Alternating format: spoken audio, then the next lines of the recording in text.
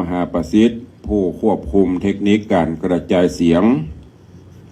พร้อมกับสถานีวิทยุต่างๆที่ต่างท่านผู้อำนวยการ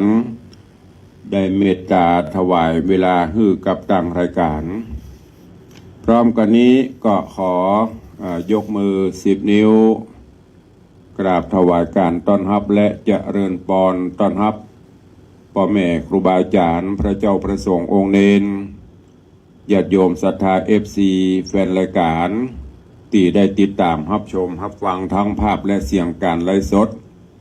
ทาง Facebook ไลฟ์ของวัดวังสิงห์คำ Facebook ไลฟ์ของธรรมะภาคเหนือ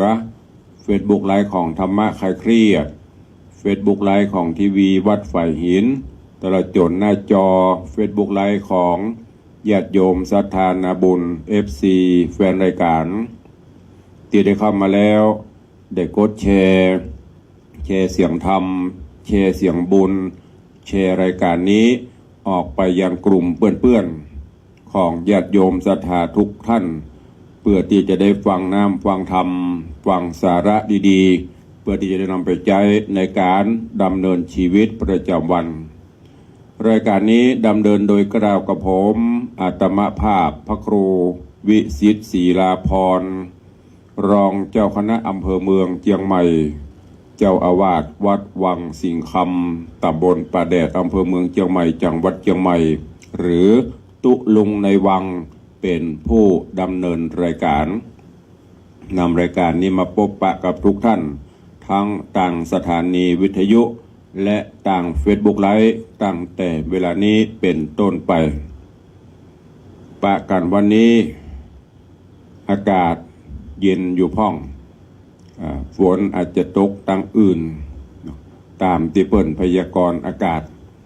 ในภาคเหนือก็จะมีฝนฟ้าตกพ่องลมฟ้าลมฝนพ่องแต่ที่วัดวังสิงห์คำนี่ยังบ่ตกเด้อแต่อากาศจะเย็นๆมีลมเพลมพัดลมโชยมาพ่องหลายที่หลายตังก็คงจะตกเนาะแต่ว่าขอพาธนาจะไปฮื้อลมเพลมพัดลมหลวงมาเนอะเพราะว่าถ้ามาดีๆก็ดีนี่ก็ขอเป็นกำลังใจทุกท่านตัวเองขอน้อมต้อนรับทุกท่านเนอะเข้าสู่รายการตอนนี้หลายท่านหลายคนกำลังเข้ามากระโยกตะกี้หันแบบก็มีจังซอพี่อายุทธนาเปิดไปแอวเมืองจีนบ่หรอกแต่คืนหันไล่สดกันแอวเฮือม่วนๆเนอะหลังจากที่ตรากตรำทำงานกันมาก็พักผ่อนตุลุงบอกว่าซอล่องแน่นพ่องซออัตำแน่ลานที่ไปเอวเตียวไปตัวกับซอไปเดินให้จะม่วนเนอะปิ้งมาอย่าลืมของฝากนะเจริญพรต้อนรับเนื้อโยมพี่ไอประสิทธิ์ทิพย์วันตัวเองแล้วก็เจริญพรต้อนรับโยมพันนิตราพรหมมินโยมปิณาล่าปิณาจรันปิยจันเนาะกำลังเข้ามาชมกันโยมแม่สุปรณีรูมาคุณโยมสมศรีพรหมเมืองปิณาอินสมเตปินเจริญพรต้อนรับโยมแม่ครูเด่นทองจันทีคุณโยมสลินทิพย์บุญเลิศโยมปีอัญชลีคำกิติกำลังหลั่งไหลกันเข้ามาเนอะเจริญพรต้อนรับทุกรูปทุกท่านด้วยความยินดีสู่รายการนี้ก็รายการเฮาก้อยมาพบมาปะมาอู้มาจ๋ากันแห่งคำใน Facebook ท่านใดมีอย่างจะชี้แนะชี้นำก็คอมเมนต์ไว้ได้เนอะวันนี้มาฟังกันต่อในเรื่องของหูกฟ้าแมงคานตุลุงได้เตะจบไปละ2 ตอนถ้าเป็นผูกกับผูกแรกจบไปก็จะได้เทศนาต่อจากวันก่อน เรื่องราววันก่อนก็มาถึงแม่นางบัวใหญ่ที่ได้รับกรรมของป่อพญาเมืองปราณสีฮับปากฮับกรรมเพื่อที่จะไปทูลขอลูกหรือว่าทูลขอผู้วิเศษเพื่อที่จะมายุติบังเกิดในท้องของสุวรรณคำแดงมเหสีของป่อพญาธรรมิกาแห่งเมืองปราณสี เขาก่อนคือหมู่แม่มดทั้งหลายไปแม่มดก็ไปหาพญาแทนลอพญาแทนคำแทนลือพญาแทนหวานก็ปรากฏว่าพญาแทนแต่ละตีก็บอกว่าโอ้เขียมนักแกจะเสาะผู้มีบุญไปเกิดนี่มีเมืองเฮาก็เลยปิกแล้วก็นำเรื่องมาโอ้โมเสนาอำมาตย์เสนาอำมาตย์ก็มาปรึกษาหารือกันทำไมตกลงปลงใจขอแม่นางบัวใหญ่ไปไปจ่าไปเสาะแหมกำแม่นางบัวใหญ่ก็ไปมาปิกไปอย่างที่เก่านะไปอ่อนไปวอนขอพญาแทนลือพญาแทนคำพญาแทนหวานแทนพรหมแหมจนกระทั่งตอนนี้ไปถึงที่พญาแทนพรหมพญาแทนพรหมก็ได้สอบถามเรื่องราวต่างๆกับแม่นางบัวใหญ่จากนั้นก็ได้มอบด้วยความอินดูก็ได้มอบหน่วยหมากเอาไปฮื้อแล้วก็สั่งกำชับกำชาต่างๆนั่นนะว่าหมากนี้เอาไปกินจะได้บังเกิดผลจะได้เรื่องราวของหูกฟ้าแมงคานจักเป็นจะได้เยอะเจริญปอนสาธุชนญาติโยมได้ติดตามรับฟังกันในผูกที่สองตอนที่หนึ่งเป็นลำดับไปณโอกาสบัดนี้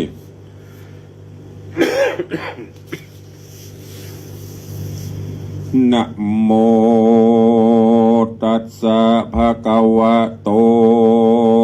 อะระหะโตสัมมาสัมพุทธัสสะสาธโวฟังลาโสตุจนะสัพพุริสะตังหลายทั้งหญิงและชายหนุ่มเท่าตีได้ปะกันเราติดตามทอมทาดาฟังยังรัสธรรมเทศนาหูฟ้าแมงคันลำดับการบ้าแถมแล้วเราขอเชิญศรัทธาตั้งหลายหนุ่มเท่าจุงตั้งจิตใจเราทอมทาและดาฟังต่อไปนานี้แหละนาลาจาปานะส่วนพญาธรรมกิติกาก็สมนัสสาโยมเจิญปีติตื่นยินดีจริงเอามากคำมากดานคำใส่ฮือเกนางนงไวแม่เตวีว่านางจุงฮับเอาไปสะบวยกินเดทรายามนอนนางสุวรรณคำแดงก็มีหัวใจโจมจื่นย่อพานมมือยืนทุนสามแล้วตั้งสัจจะวาจาอธิษฐานต่อมากตานวิเศษตั้งกุลแก้วเทศแก้วเกศศีลาและปุญญาตานตั้งหลายกุลปู่ย่าตายายกุลพ่อแม่เจ้าตั้งหมู่เทพเต้าอินตาพรหมวิเศษแล้วก็น้อมเกตฮับเอายังมากตันคำเล่าบ่เศร้าโดยมีใจจมบานจริงเอามีดมาปาดฝานแกะปอกยังเปลือกนอกมากตันคำใสเปลือกนั้นตกลงไปสู่ยังคอกแม่อันอยู่พื้นลองลาห่อคำแย้มนั่นแม่แม่ก็กลมลงกินก็มายินว่าจื่นจอยแล้วนางยอดซอยนางเมือง ก็ลวดกินมาคำใส่อันมีรสหวานลำจื่นจ้อยนางนอนน้อยปีติสลาบอาบเต็มคิงแล้วก็สยุบลืมคิงไปหน่อยหนึ่งแล้วนางนอแก้วสุวรรณคำแดงก็ตื่นจื้นขึ้นมาแล้วก็มาย่อมือสาใส่เกลามือลูบอกเจ้าไปมา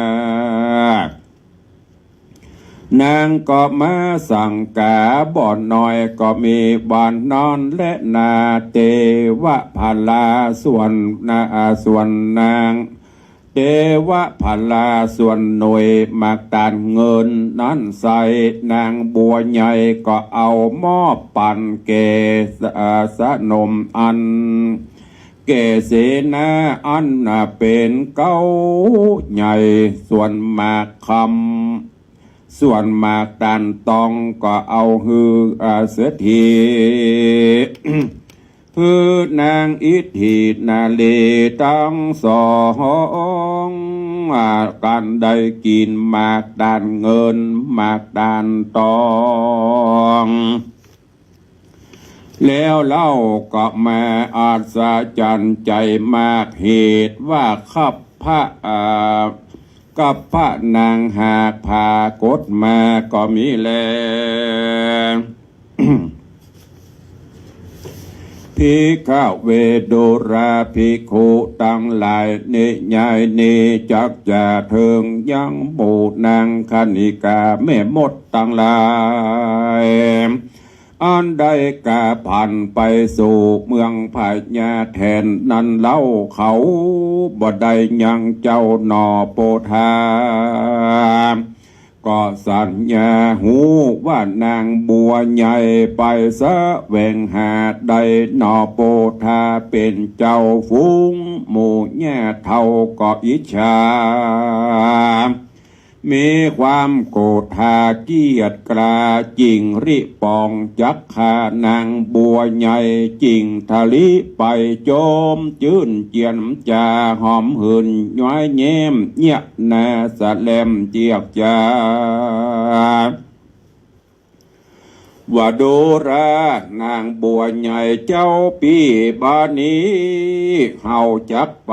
สู่อรัญญาป่าใหญ่อุญญาณจมปะตุมบัวบาน ดอกปานหมู่จังก่อนดอกสลิดซอนดอกแก้วบุพผาลายมากแล้วอโคตั้งดอกรีรัวดอกเป้าเฮาจักหนองแนวเก็บหนอเอามาเกียงเมยละหอมอ่อนมะลิซ้อนเป่งซ้อนใบดอกสุรปีไข่กาบ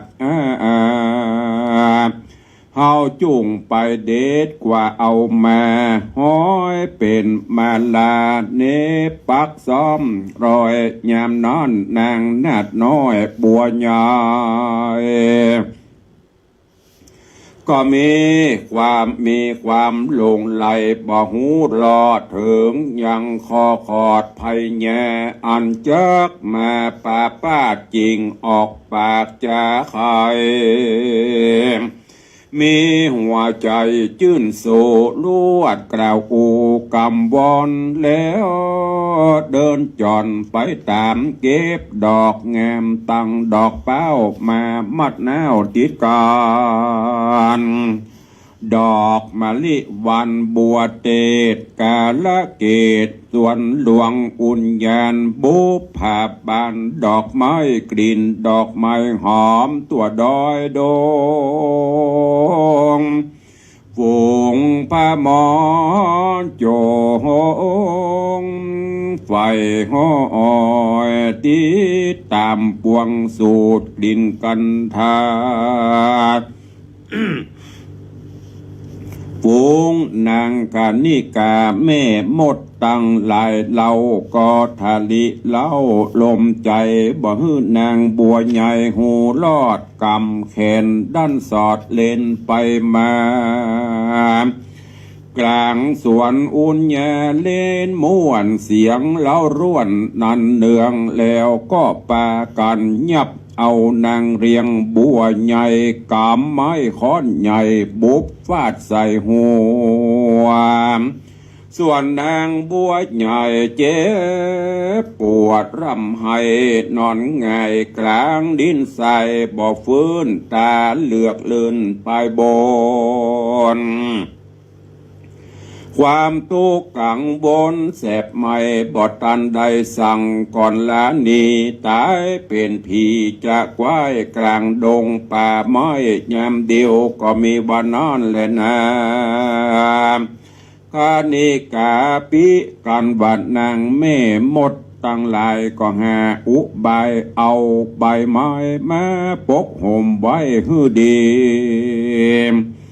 บ่ฮือมีหอยผิดสังเกตจัดพิโอเมียดสับปันแล้วจวนกันปีกปอกเดาขึ้นมาสู่หอเก่าเวียงคำก็มีแลนะ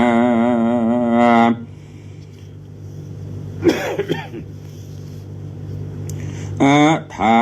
ลาจาอันว่าพญาธรรมิกธรรมกิติกาได้ตอดพระเนตาเล่งพอบ่หันนางนอบัวใหญ่บ่หันมีที่ใดสักแห่งในคุ้มแหล่งวังในพระเป็นใหญ่ลาจาจิงมาถา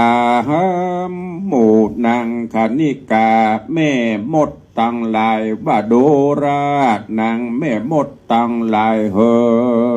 ยอันวาดนางบัวใหญ่ไปแอวเล่นตามตั้งได้เล่าเฮาบ่หันสักเตื้อเล่นนาเมื่อนาแม่มดตั้งหลายก็ย่อมือสาขับไว้วัดเทวะคาเดพ่อพญาเป็นเจ้าเอาผู้ข้าตั้งหลายนี้บ่หูว่าบ่หันแยมนันพระนักทันจริงมีองค์การฮับสั่งว่าสู้จุงฟังไปเสาะหาฮือไปตัวเอามาฮือรีบปุงหมู่แม่มดตั้งหลายก็มาอกตีบตันใจฮ้อนปานไฟเอาไม้กัดกั้งไกไหลลงเพราะเขาตั้งปวงได้เข็นคาฮือนางความหน้าตายเป็นผีก็ลวดปากันนี้กั้งเกณฑ์นักหนีบแน่นตนสุอตันสวงน้ำตาปังลงอาบย้อยแป่งหน้ามอยเงาสากาดเขาบ่จาเขาบ่จาปากใดเพราะว่าอาจญาเต้าไทยราชาบ่อาจสามารถทาอยู่ใดเหือละเหือใครไหลออกตั้งตัวก็มีวันนั้นแหละนะยามนอนพระญาปาราณสีเต้าไทยจริงจักได้ปงอาจญาหืออำมาตย์เศษนะหานคนใจว่าสู้จงรีบไปเสาะหาในสวนอุ่นแยนดอกไม้หมู่คนใจเสนาก็รีบไปเสาะหาเดียวไว้ก็ไปปะนางบัวใหญ่นางแม่นอนตายแผ่เป็นผีนอนเหนือปัทวีดับขาดหมู่อำมาตย์และเสนาก็รีบเพิ่นมาขับใบบอกแก่พระบาทไทยตามมีกันว่าพระราชาหูแดวตนเต้าแก้วราชา เจงปงอาจญาฮือแก่คนหานว่าโสจุ่งเอาแม่มดตั้งลายไปขาฮือมันความนาวินาศโมยเมียนจาดอินสีน้อยกาละบัดนี้ดวนเตนาว่าอานะคนปรุงหันหาดเฮาก็ฮับเอากรรมแห่งเต้าพญามัดเอาฝูงหมูแย่แม่มดตั้งหลายใส่คือกังกากังไหวมัดคาดเอาไม้เส้ฟาดตีไป แล้วเอาดาบฟันคอไหลล่องน้ำฮือไตเสียงซ้ำก็มีวันนอนและน้ำตาตาในกาละแยมนอนส่วนว่าส่วนว่านางบัวใหญ่อันได้นำหมากตาลใสบ่อเศร้ามาจากเมืองเต้าตะไลโพรม ยื่นถวายแก่อุดมนางเทวีเจ้าคือนางนอดเนาสุวรรณคำแดงอันเป็นสลีจอมแปงแห่งพญาปลนาเสนางเทวีแม่เจ้าก็ได้สาเวยหมากตาลบ่อเศร้าเหลืองคำนางก็ทะลงยังขับพระแต่ดิเลส่วนอันว่าเมียแห่งเศษนาบอดีตนใหญ่กันนางได้กินหมากตาลเงินแล้วเล่าขับพระแห่งเจ้าก็หากพากดมีมาส่วนว่าพาลาหมากตาลตองนอนนางเมียมหาเศรษฐีได้กินแล้วก็ทะลงขับพระมีคานเป็นที่อาศจรรย์ยิ่งลำนางตั้งสามฝ่ายกำนางยิงตุกผู้ก็มาขนิงกึดสอดถึงนางยอดบัวใหญ่อันจุติตายนี้จากยามเมื่อขับพระตนหากพากดมาก็มีหันและก็มีในการละยามนอนและนาขับพังขับพังละพิตัวส่วนวาดนางตั้งสามนั่นก็กอยเมียดมันหักษาก็กลุ่มลุมลาลูกน้อยอันอยู่ในต้อ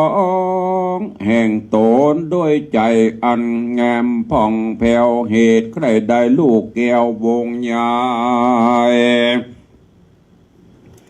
ก็อดอาหารอันเป็นภัยแก่ลูกเต่าครบทวนเรา10 เดือนมาควายต้องก็ใหญ่ประมาณ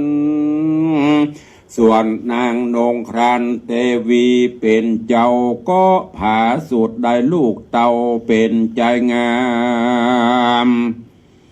ลักษณะต้องตามแบบเบาแห่งมหาสัพพุริสเจ้าบุญมีทะลงสาลีโสภาผ่องแผ้วอันเป็นพระนอแก้วโพ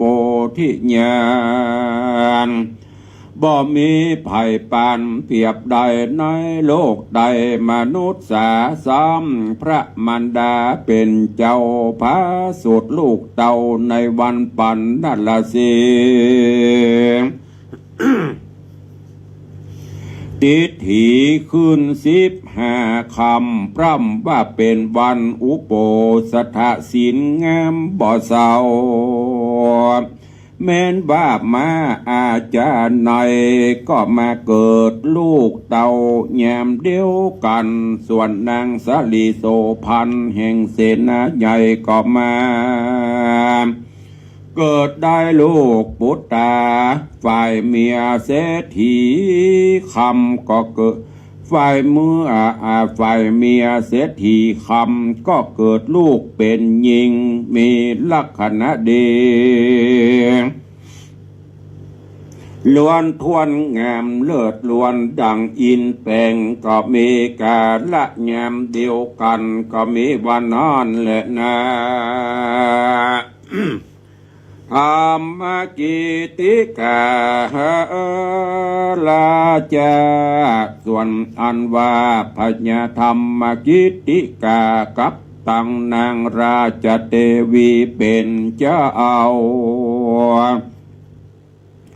อยู่จมเฝ้าลูกโอละสาแล้วฮือเจิญพระมณาจารย์108จักกดแขวดใส่ชื่อกุมารตนเป็นดอกโพธิญาณน้อยเนาพระมณาจารย์เท่าแก่ก็มากดแผ่ลักษณะจะตามยามปลอดอุตตมยอดมงคลจิงใส่ชื่อเจ้าอุดมหน่อโพธิญาณเจ้า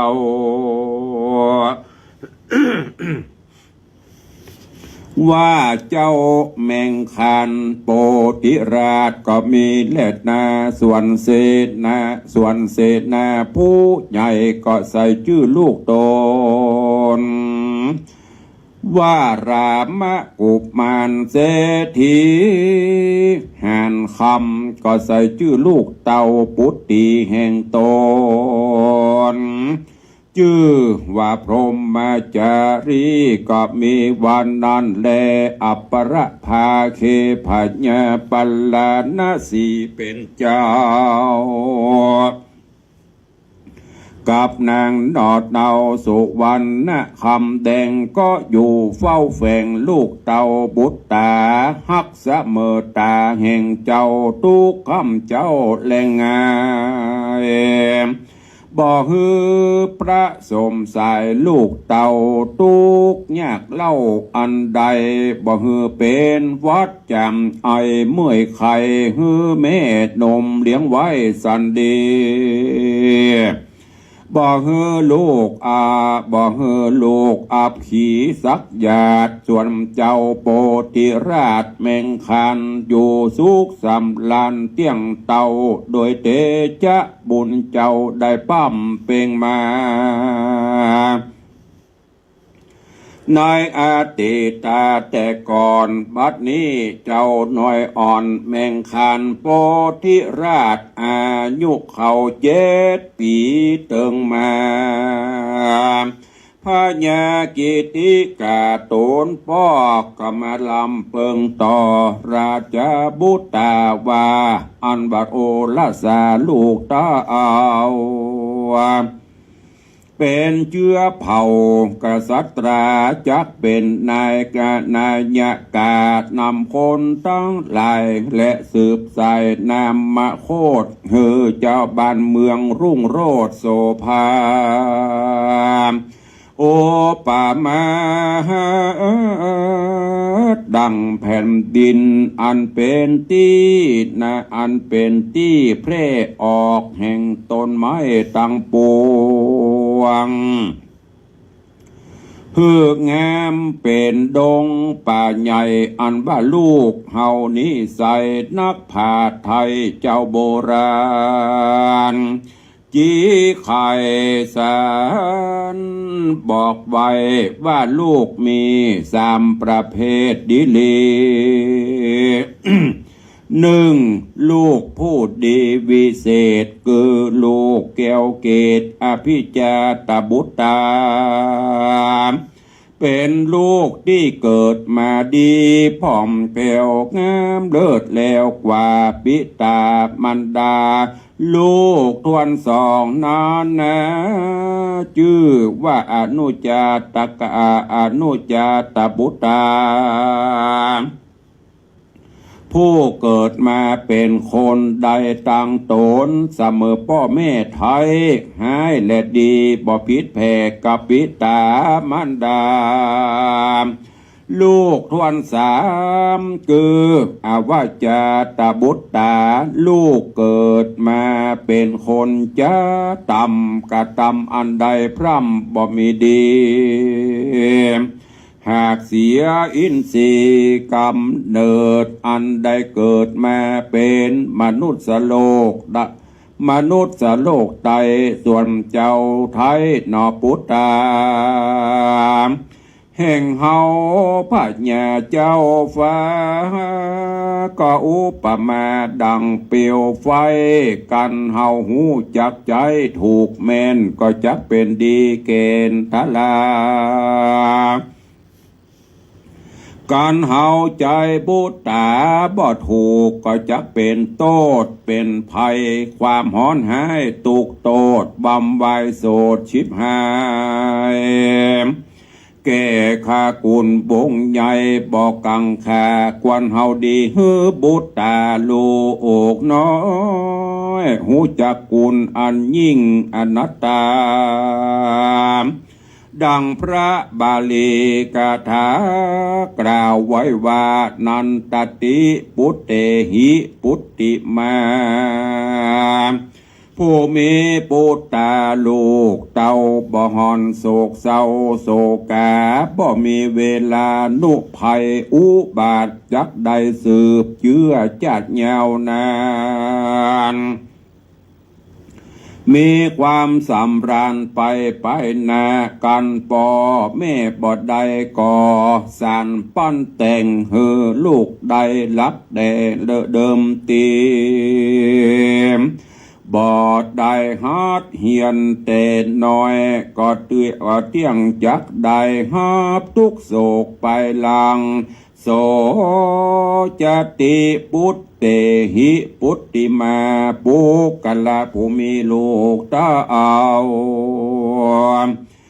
ยอมโศกเศร้าเวบนเพราะลูกตนต่ำต้อยเอวสอดซอยปาลากะตำบาปนาบ่เหือดความฮ้อนหายเดือดมีกับตนตลาบต่อเต้าถึงขากุลมูลข้าวความฮ้อนเอาไม่เหมือนไฟและน้ำ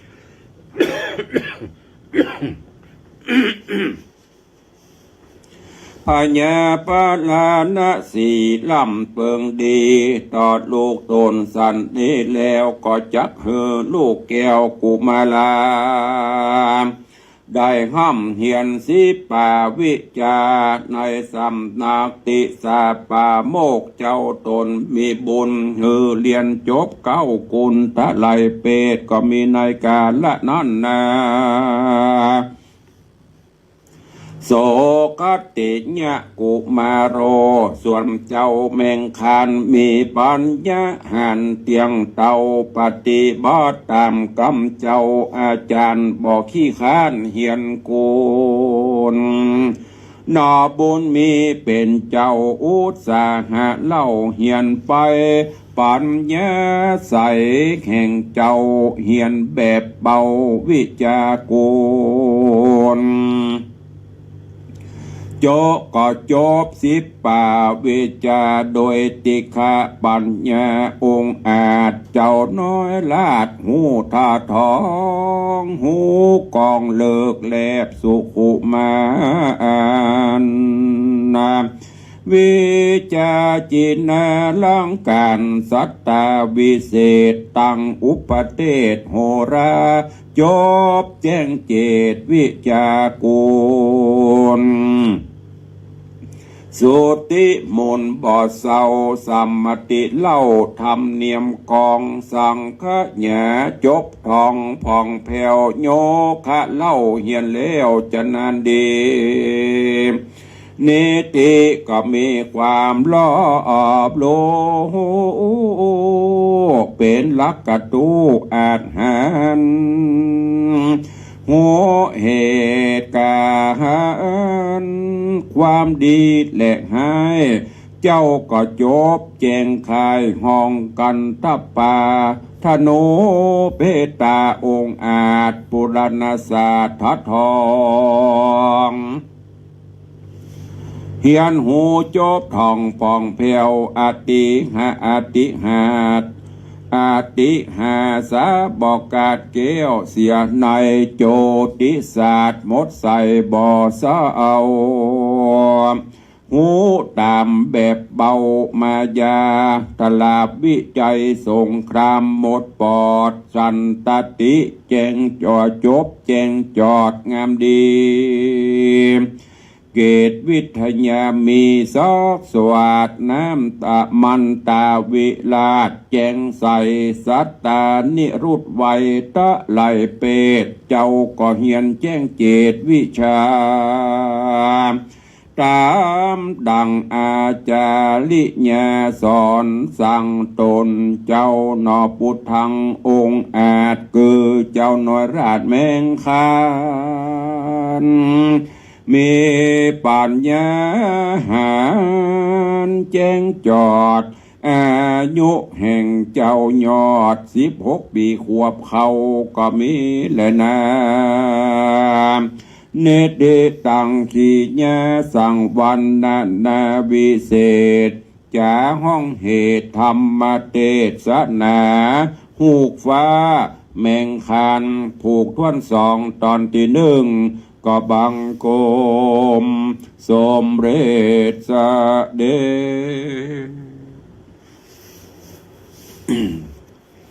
หูกฟ้าแมงคันพระธรรมเทศนาผูกที่ 2ตุลุงได้นำมาเทศนาก็โปร่งวางไว้เก้าอี้ก่อนเนาะก็ติดตามฟังกันไปเนอะเป็นตอนอย่างที่ได้บอกไปมีตือมวลกัน12ผูกเอามาซอยก่อนปุ่นประมาณ25-26 ตอนปุ่นตอนนี้กำลังสู่ผูกที่ 2 ตอนที่ 1เรื่องราวต่างๆก็เดี๋ยววันต่อไปตุลุงจะได้เอามาบรรยายมาสรุปเนาะเพื่อจะได้ประติดประต่อกันไปเป็นตอนตอนนี้ก็โพธิสัตว์เจ้าเกิดมาละแต่ก็กำลังจะไปห่ำไปเฮียนไปศึกษาวิชาความรู้ตามติป่อได้ไปห่ำไปเฮียนเรื่องราวจะเป็นจะได้ก็ติดตามฟังกันเนาะ ก็จะได้เอามาเทศนากับญาติโยมทั้งหลายหากว่าวันไหนบ่มีศาสนกิจบัติดกิจอันใดหรือสุขภาพพรรณนามัยสมบูรณ์ดีก็จะได้มาพบมาปะกับญาติโยมศรัทธาหากว่าวันใดหายไปก็คงจะมีศาสนกิจมีภารกิจเนาะก็ขอบคุณอนุโมทนาบุญกับทุกท่านที่ได้ติดตามรับฟังทางต่างสถานีวิทยุทางต่างหน้าจอ Facebook ไลฟ์เข้ามากันล่วงไลฟ์ก็เดี๋ยวใน Facebook ตุลงจะได้จะไปคอมเมนต์ติดตามมาลุนเนาะส่วนทางสถานีก็เดี๋ยวก็จะได้เปิดหน้าใหม่ได้ได้จากัน ก็ว่าที่วัดสวนดอกมีงานทำบุญครบรอบอายุวัฒนมงคล60 ปี5 รอบ60 ปีพระเดชพระคุณหลวงพ่อเดชคุณพระราชราชมุนีก็มีญาติโยมศรัทธาไปร่วมมุทิตาสักการะตลอดจนพระเจ้าพระสงฆ์ครูบาอาจารย์พระมหาเถระก็หลวงหลายในนามคณะสงฆ์ก็ขอบคุณอนุโมทนาบุญเนอะกับญาติโยมศรัทธาตัว ก็ดังที่ตุลุงได้นำเรียนแจ้งประชาสัมพันธ์ให้ญาติโยมทั้งหลายเกี่ยวกับการก่อสร้างพุทธมณฑลอันเป็นงานใหญ่งานหลวงการก่อสร้างใหญ่หลวงของคณะสงฆ์ของญาติโยมศรัทธาเฮาเนอะเป็นดำเนินการก่อสร้างพุทธมณฑลเพื่อที่จะได้เป็นส่วนรวมในด้านการจัดกิจกรรมทางพระพุทธศาสนาตลอดจนเป็น ที่ญาติโยมศรัทธาได้ไปประพฤติวัดปฏิบัติธรรมกันเป็นเอกเทศก็จะมีสำนักงานมีห้องประชุมมีสถานที่ปฏิบัติธรรมรมณียสถานร่มรื่นซึ่งตอนนี้ก็ได้ดำเนินการก่อสร้างไปถึงหมดถึงมวลก็เสร็จไปประมาณสัก20%ละแล้วก็มีส่วนต่างๆที่ต่างคณะสงฆ์ได้รับผิดชอบในการนี้ก็บอกบุญเชิญชวนศรัทธานาบุญเขาเนอะท่านใดจะร่วมในการก่อสร้างสมทบทุนก่อสร้างพุทธมณฑลจังหวัดเชียงใหม่ที่บ้านโทกเสืออำเภอดอยหล่อจังหวัดเชียงใหม่พื้นที่ก็ประมาณ200 กว่าไร่ต่อไปก็เมื่อเราได้ร่วมกันสร้างสำเร็จผลปริปุณนางดีพื้นที่สถานที่แห่งนี้ ก็จะเป็นที่ปฏิบัติหรือว่าเป็นที่ประกอบกิจของคณะสงฆ์ของสถานบุญในทางพระพุทธศาสนาเป็นที่ไหว้ที่สาที่รวมพลกิจกรรมงานใหญ่ๆเขาก็จะไปทำกันที่หั่นคือวันนี้ก็ประชุมคณะสงฆ์จังหวัดคนก็ไปประชุมกันที่หั่นใจได้มีห้องประชุมน้อยก็แล้วไปละห้องน้ำก็เสร็จไปพร้อมก็นำเรียนแล้วก็แจ้งเนอะสถานบุญเฮาท่านใดมีกุศลเจตนาศรัทธาที่จะร่วมก็เจริญปอนเจิญได้ตลอดจนในส่วนของคณะสงฆ์อำเภอเมืองเชียงใหม่ในส่วนของงานฝ่ายสาธารณสงเคราะห์งานฝ่ายศึกษาสงเคราะห์ที่พระเดชพระคุณหลวงพ่อพระเจ้าคุณพระภาวนาธรรมาภิรัตน์หลวงพ่อเจ้าคณะอำเภอได้มอบหมายตุลุงธรรมภาพในฐานะรองเจ้าคณะอำเภอได้รับผิดชอบในฝ่ายของงานสาธารณสงเคราะห์และศึกษาสงเคราะห์ ก็คณะสงฆ์เขาได้ตั้งกองทุนฝ่ายสาธารณสงเคราะห์แล้วก็ฝ่ายของช่วยเหลือพระเจ้าพระสงฆ์สามเณรที่อาพาธก็ดีตอนนี้ก็กำลังจัดตั้งกองทุนขึ้นสถานบุญใครร่วมก็แจ้งความจำนงได้เนอะทุกเวลาก็จะได้นำไปฝากเป็นกองทุนจ่ายในงานคณะสงฆ์ต่อไปเข้ามาในส่วนของตังวัดวังสิงห์คำบ่อู้ตัวเก่าก็บ่ได้เนาะก็ประชาสัมพันธ์ไปอย่างที่ตุลุงได้บอกไปเนอะไม่มีการบังคับกฎเกณฑ์ใดๆการสร้างบุญกุศลนั้นใช้โดยจิตเจตนาอันบริสุทธิ์ของเฮาทำแล้วบ่เดือดร้อนไผบ่เดือดร้อนตัวเก่าบ่เดือดร้อนครอบครัวบ่เดือดร้อนสังคมทำแล้วปราบปลื้มปิติอิ่มในบุญกุศลก็ทำไปแต่ว่าเฮาบ่พร้อมมันเดือดร้อนก็ไม่ต้องทำเตื้อมีไผบังคับใดๆแต่ละวัดแต่ละวาครูบาอาจารย์เพิ่นก็เอามามาแจ้งเขาพร้อมเขาก็ทำกันไป ขอประทานอภัยเนอะไอเลิฟ ไออยู่นี่เนี่ยก็ค่อยๆเบาบางลงไปละแต่มันเตือนมันรำคาญก็ขอประทานอภัยครูบาอาจารย์ด้วยทางวัดวังสิงห์คำก็มีงานอยู่ที่จะแจ้งญาติโยมสถานแรกก็คือได้ก่อสร้างห้างแปลงกุฏิสงฆ์โฮงหลวงอันเป็นที่พำนักอาศัยที่หลบแดดหลบฝนของพระสงฆ์องค์เนนตอนนี้ก็ดำเนินการก่อสร้างเสร็จไปประมาณ 5% 10% นี่เด้อได้เทคานขอดินเทพื้นจันล่างไปเรื่อยๆเนอะซึ่งกุฏิหลังนี้ก็ใจงบประมาณนับปอควรการนี้ตุลุงก็เชิญชวนอีป่ออีแม่ญาติธรรม FC ทางต่าง Facebook ก็ดีทางสถานีวิทยุก็ดีเนอะใครให้ใครหอมตามเจตนาศรัทธาฝากบุญไว้ในพระพุทธศาสนาในโอกาสครบรอบวันเกิดครบรอบวันแต่งงานครบรอบ50 วัน100 วันครบรอบปีครบรอบวันมรณะของบุคคลอันเป็นที่ฮักท่านสามารถเดินทางมาร่วมทำบุญที่วัดวังสิงห์คำได้เนอะทางวัดก็จะได้จดเอาลายหมายเอาชื่อจารึกชื่อของท่านในการก่อสร้างตัวแถมมาแหม10 กว่าวันก็จะเสี่ยงเดือนมีนาแล้วก็จะเข้าสู่เมษาก็คือช่วงเข้าสู่เทศกาล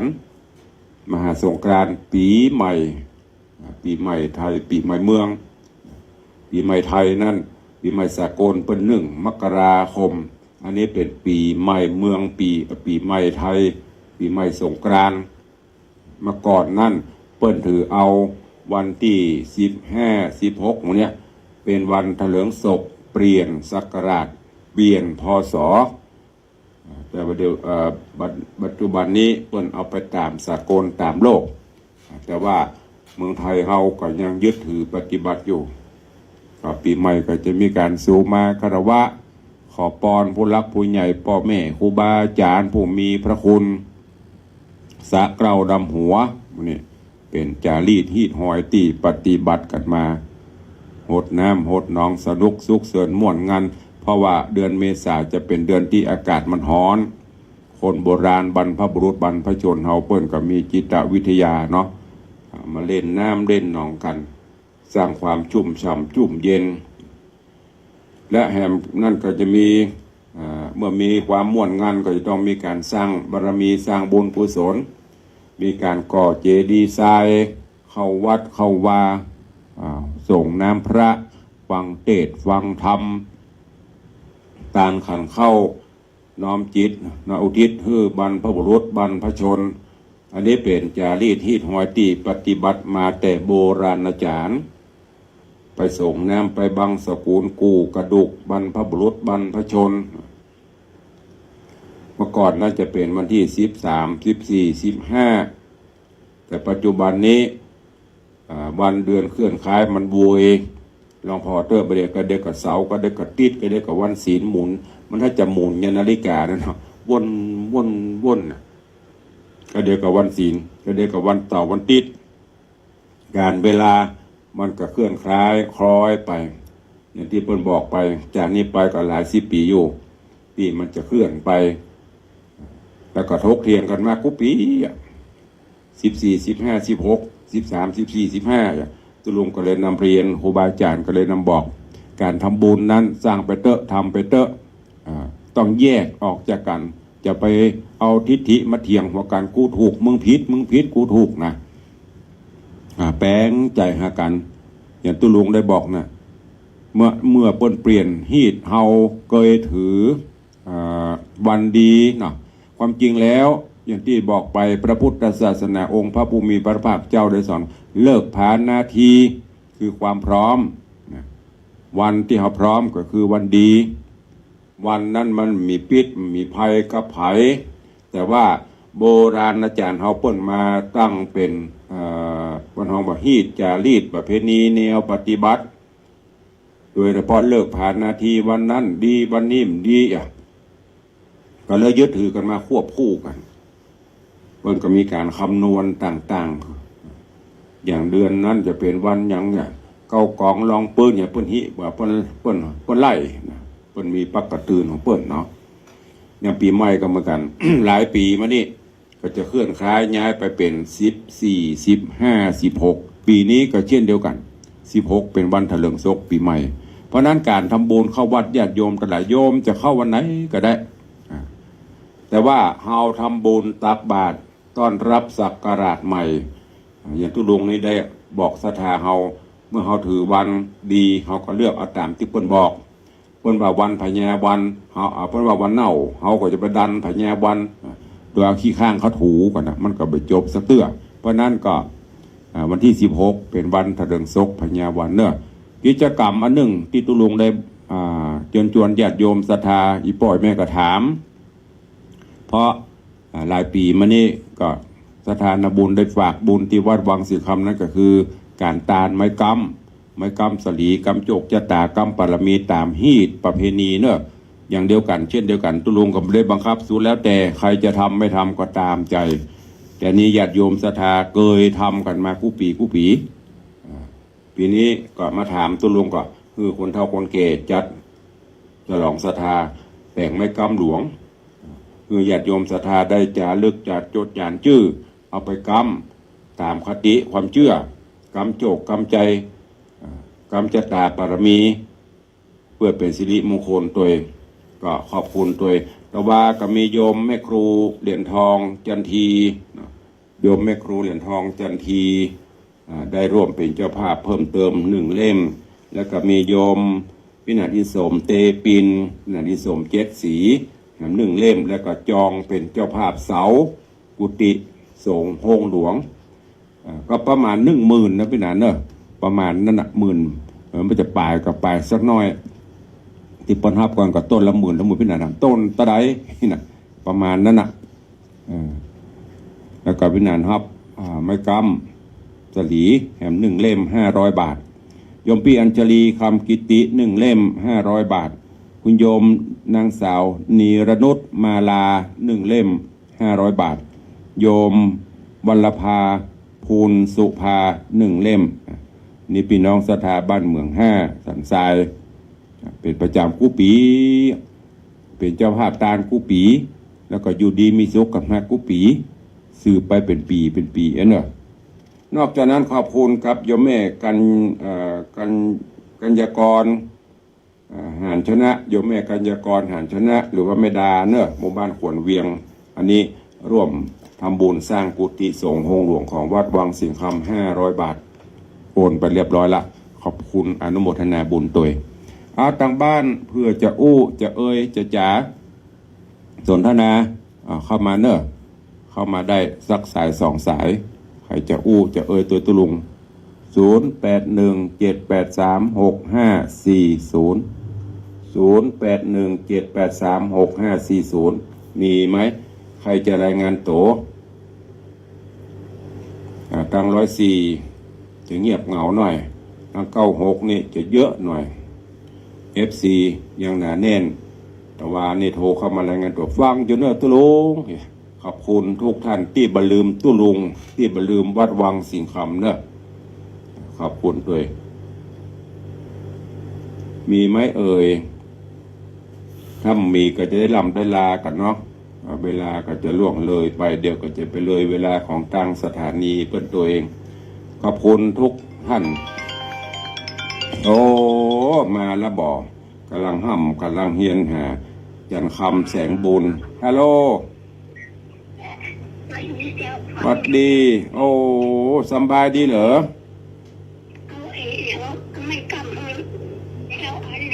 กำขึ้นมาถึง100 ซาวเนาะกำขึ้นมาถึง100 ซาวเนาะปีนี้ตัวใด8ตัวใด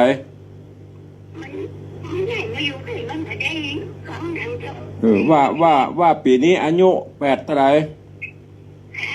อายุ8อย่างโอ้นั่นเนี่ยกำมากูปีกำขึ้นมาถึง100 ซาวนะอุ้ยเนอะ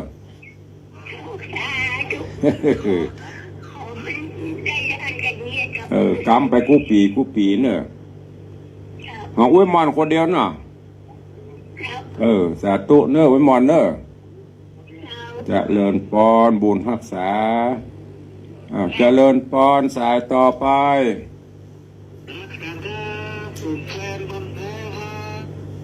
จะเลินปอนสายต่อไปขอบคุณเนอะแม่อุ้ยมอนจันคำแสงบุญ FC แฟนพันธุ์แท้นึกว่าหายไปไหนแม่อุ้ยมอนไปย้ายไปอยู่ทางดอยสะเก็ดปุ่นร่วมเป็นเจ้าภาพไม้กำ1 เล่มแม่อุ้ยมอน90 ป่ายแล้วนะเจริญปอนเสือใต้มาแล้วว่าจะด้วยสบายดีเจ้าไม่เกาไม่เกาไม่เกาจำไม่เกาอ่ะไม่จำ1 เล่มจ้ะอนุโมทนาเดี๋ยวท่านจดเนาะแม่สบายดีเนาะสบายดีเจ้าการวัดเขาว่าไม่ได้ติดต่อไม่ได้นี่หันมีงานบวชให้มันแล้วก็ปล่อยหลวงดีละเอาเถอะสร้างบุญปฏิทิกแม่อยู่ดีมีสุขบุญครับบุญจูสาธุเนอบุญรักษาโยมแม่ปราณีพยัคฆ์ไคหพลหนองแต้นแล้วก็ โยมแม่อุ้ยมอนจันทร์คำแสงบุญเป็นเจ้าภาพไม่กำสาธุเนอโยมพินันอีโสมเตปีนโอนสตางมากันเนี่ยปิ้งปองเนี่ย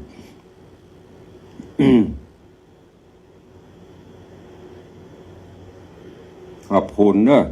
โยมพินันอีโสมเตปีนได้โอนปัจจัยเข้ามาร่วมเป็นเจ้าภาพเสากุฏิ1 ต้นไม้กำแห่ง1 เล่มจำนวนเงิน 11,000 บาทสาธุอนุโมทนาขอให้ได้เข้ามา10,000 เท่าทวีคูณเนอะมันจะปันเท่านะ10,000 เท่าทวีคูณเนอะที่ได้บอกไปจิตอาสาพี่นานจะได้ไปช่วยงานตลอดช่วยปอได้พ่องไม่ได้พ่องไม่ว่ากันหรือเปล่าก็เก็บหอมรอมเล็บกับแล้วไปไหนมากินมาตาลเนี่ย เป็นพิธีกรเสียงทองไปช่วยงานแบ่งเบาภาระงานเจ้าภาพงานคณะสงฆ์จะได้ยินเสียงเจี้ยวถ้าเป็นอันนี้ก็กู้เป็นนันกรินนันเบียร์พ่องปะโคอ้วนพ่องป้าอาจารย์ป้านันสะอาดพ่องมื้อนี้จะเป็นอาจารย์ดุสิตตลอดจนป้าอาจารย์ท่านพลตรีนเรศพ่องพลตรีนเรศจิตรักนี่เพิ่นจะเป็นพิธีกรหลายๆท่านเจ้าหน้าเกษมโดยมื้อนี้เป็นพิธีกรช่วยงานคณะสงฆ์ช่วยงานเจ้าภาพบุญกินบุญทานกับแนะนำเปิ้นกินเปิ้นทานตัวเก่าก็บ่ลืมตัวเก่าก็กินก็ทานไปเนาะขอบคุณอนุโมทนาเป็นอานิสงส์เตปินมาณโอกาสนี้โดยเป็นเจ้าภาพเสาหงจะได้มั่นคงถาวรเสากุฏิโดยแล้วก็เป็นเจ้าภาพ ไม่กำจะดีกำโจกจะตาเสริมบารมีโดย